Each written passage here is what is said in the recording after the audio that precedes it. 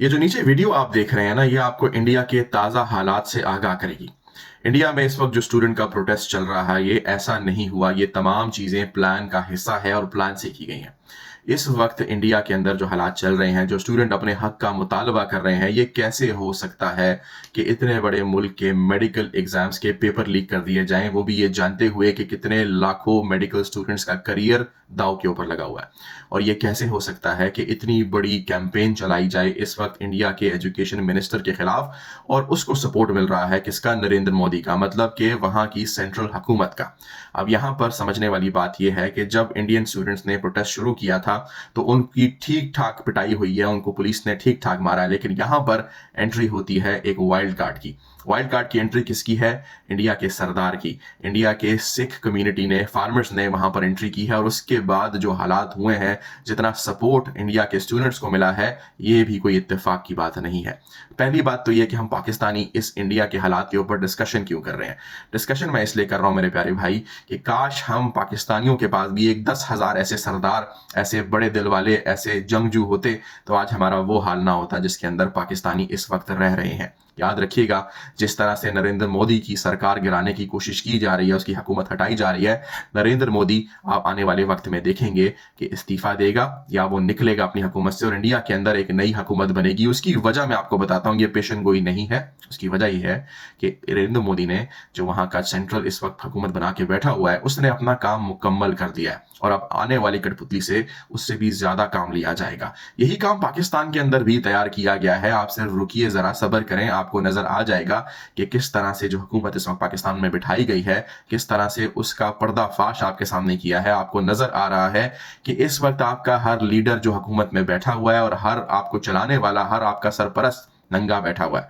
उसको नंगा किया गया है, उसकी करतूतें आपके सामने लाई गई हैं, इसलिए ताकि एक और हुकूमत बनाई जाए जो आप अपनी आंखों से बनते हुए देखोगे। और फिर उस हुकूमत से वो फाइनल काम कराए जाएंगे जिसको हम आपको कब से बता रहे हैं कि इन्होंने वन वर्ल्ड ऑर्डर बनाना है, वन वर्ल्ड हुकूमत बनानी है। लेकिन याद रखिएगा, यहां पर एक और पॉइंट भी नोट करने वाला है।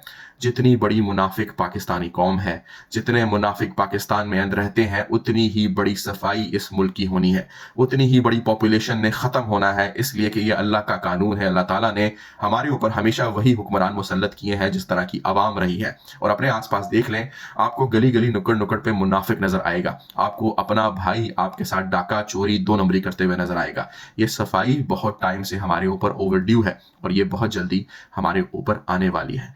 एक कचरा साफ किया जाएगा, उसी के बाद अल्लाह का अमर मुकम्मल होगा। इन्हीं दज्जालों, इन्हीं शैतानों के प्लान्स के अंदर अल्लाह ताला का कानून है। आपने इससे पहले ये कहां देखा? नेपाल के अंदर देखा, वहां की हुकूमत बदली। आपने इसके बाद बांग्लादेश में देखा, आपने इंडोनेशिया के अंदर देखा, आपने तुर्की के अंदर ये इस तरह की रेवोल्यूशंस देखी।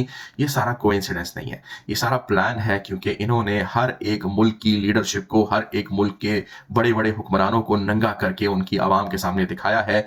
तभी जब आवाम रिवोल्ट करेगी, आवाम बगावत करेगी, उसी तरह जिस तरह से आप इस वक्त इंडिया के अंदर देख रहे हो, तो फाइनल कठपुतलियां बिठाई जाएंगी वहां पर, जो कि इनका काम उस मुल्क के अंदर फाइनलाइज करेंगी, मुकम्मल करेंगी। और उसके बाद वो जो नई लीडरशिप बिठाई जाएगी और जहां जहां बिठाई दी जा चुकी है, वो लोग वो काम मुकम्मल जब कर देंगे तो वो बिल्कुल जो है अलिफ नंगे हो चुके होंगे, उनका हाल, उनके कपड़े उतर चुके होंगे।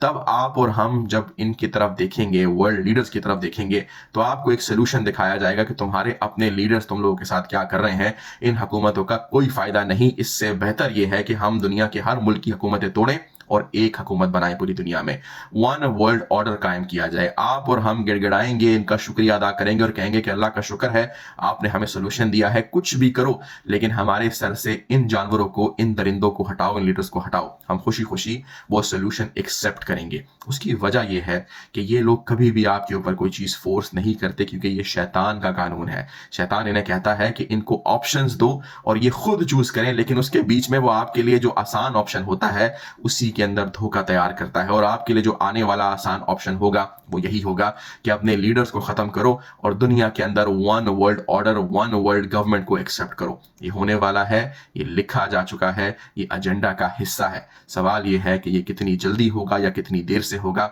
अपनी आंखें खोलकर बैठें, आपको नजर आएगा, आपके सामने ये प्लान आहिस्ता आहिस्ता इंप्लीमेंट किया जा रहा है और फाइनल स्टेजेस के अंदर एंटर कर चुका है। अल्लाह आपकी और मेरी हम सब की हिफाजत फरमाए। जब तक इसको पढ़ेंगे नहीं, सीखेंगे नहीं और अपनी आंखें खोलकर सवाल नहीं करेंगे हर चीज़ के ऊपर, आप लोग उसी भीड़ का हिस्सा बनेंगे जिसकी अनकरीब बहुत बड़ी सफाई होने वाली है।